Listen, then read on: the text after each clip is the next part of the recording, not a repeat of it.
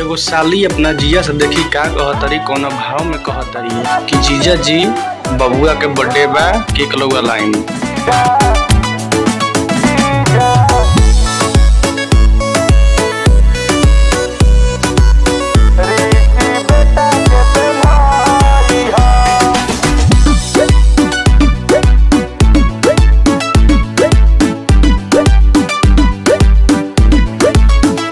ऋषि भोर से बाड़े तैयारी जी, जीजा लेके आई जल्दी गाड़ी जी।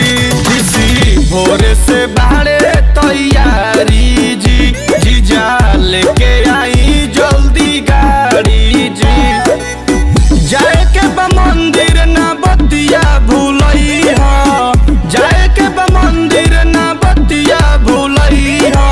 नया नया कपड़ा तू ले ले हो जीजा, बबुआ के पेन्हई हो।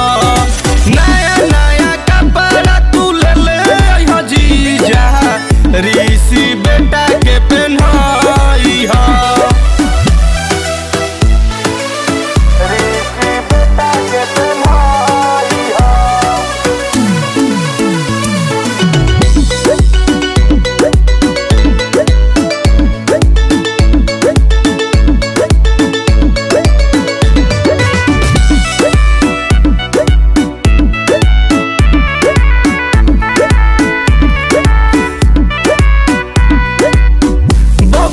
बड़े बड़े के रवलाई, राजू रंजन जीजा जॉनी भुलाई।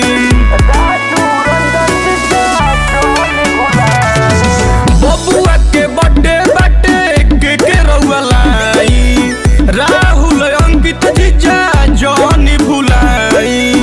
हमारा लसूट सलावार जीजा लई हो, हमारा लसूट सलावार जीजा लई हो।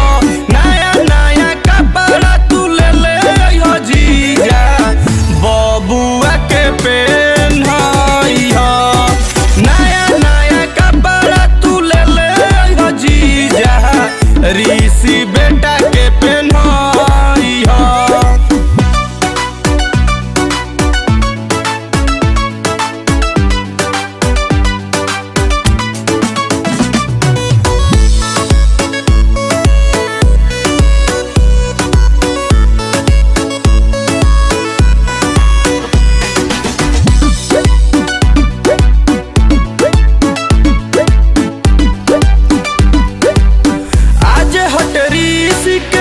जन्मदिन बताई ऋषि के दादाजी जॉनी भूल